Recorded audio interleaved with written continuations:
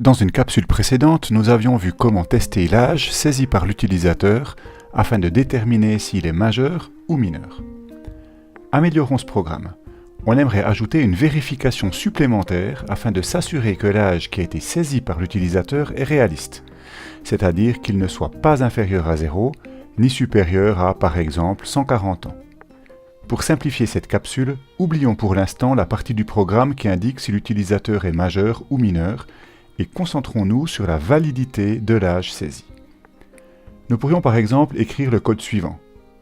Si l'âge est plus petit que 0, on affiche une erreur. Si l'âge est plus grand que 140, on affiche une erreur. Et sinon, on affiche l'âge qui a été saisi.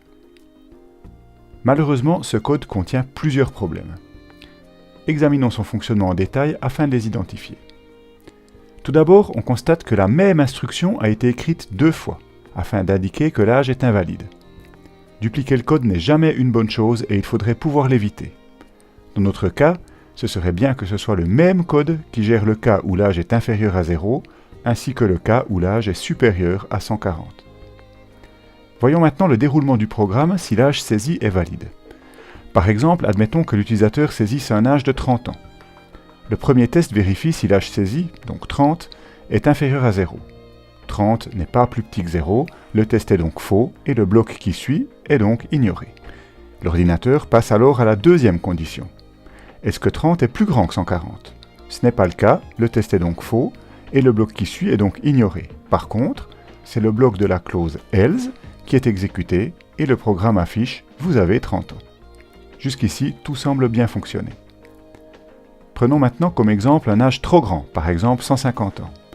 Le premier test vérifie si l'âge saisi, donc 150, est inférieur à 0. 150 n'est pas plus petit que 0, le test est donc faux et le bloc qui suit est donc ignoré. L'ordinateur évalue alors la deuxième condition. Est-ce que 150 est plus grand que 140 ? C'est le cas. Le test est donc vrai, le bloc qui suit est donc exécuté. Le programme affiche donc le message « Âge invalide » et ensuite il ignore le bloc d'instruction de la clause else. Encore une fois, tout s'est bien passé.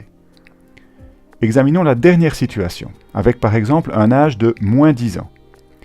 Le premier test vérifie si l'âge saisi, donc moins 10, est inférieur à 0. Moins 10 est plus petit que 0. Le test est donc vrai et le bloc qui suit est donc exécuté. Le programme affiche donc le message « Âge invalide ». L'ordinateur évalue alors la deuxième condition. Est-ce que moins 10 est plus grand que 140 ? Ce n'est pas le cas, le test est donc faux et le bloc qui suit est donc ignoré. Par contre, c'est le bloc de la clause else qui est exécuté et le programme affiche « Vous avez moins 10 ans ». Voilà le problème. En fait, et c'est important de bien le comprendre, le bloc d'instruction de la clause else est exécuté selon le résultat du dernier test et non pas de tous les tests précédents. En fait, le bloc d'instruction if-else forme un tout. Pour éviter ce problème, et en même temps ne traiter l'erreur qu'à un seul endroit, il faudrait pouvoir combiner les deux tests, afin de vérifier la situation suivante. On affiche une erreur si l'âge est plus petit que 0, ou si l'âge est plus grand que 140. Il faut donc pouvoir combiner ces deux tests au moyen d'un « ou », ce qui peut se faire au moyen d'un opérateur logique. En l'occurrence, le C++ nous met à disposition plusieurs opérateurs logiques, mais nous n'allons voir ici que les plus importants. Tout d'abord, nous avons l'opérateur logique OU, qui s'écrit avec 2 barres verticales, que l'on obtient en appuyant sur la touche Alt Group 7, ou plus rarement avec le mot-clé OR. Il permet de combiner 2 comparaisons et de considérer le résultat global comme étant vrai si au moins une des 2 comparaisons est vraie.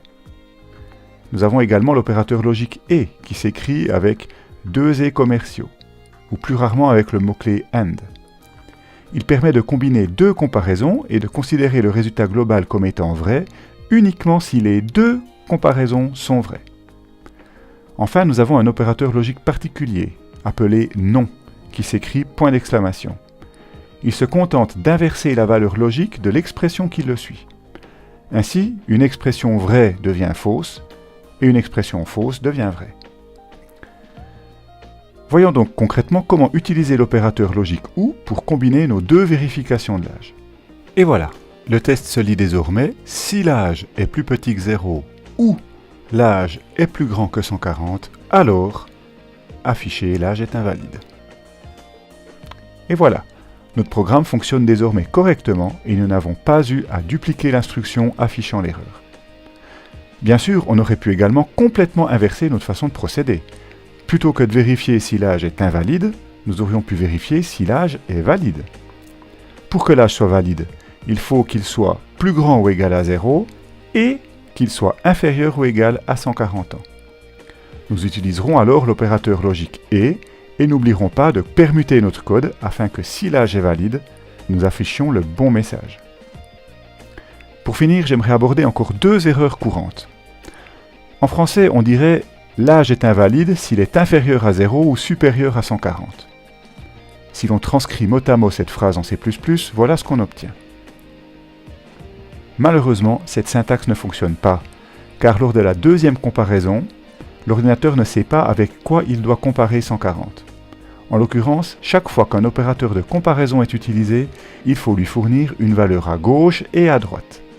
Dans notre exemple, il faut donc bien préciser que c'est âge que l'on va comparer avec 140. Une autre erreur courante, lorsqu'il faut vérifier si la valeur contenue dans une variable est comprise dans un intervalle donné, est d'utiliser la notation suivante. Malheureusement, cela ne fonctionne pas non plus. L'ordinateur va commencer par évaluer la première comparaison, 0 plus petit ou égal à âge. Selon le contenu de âge, il obtiendra soit vrai ou faux. Ensuite, il va essayer de savoir si vrai ou faux est plus petit ou égal à 140. Mais c'est impossible, car on lui demande de comparer deux valeurs qui ne sont pas de même nature. Le résultat ne sera donc pas celui escompté.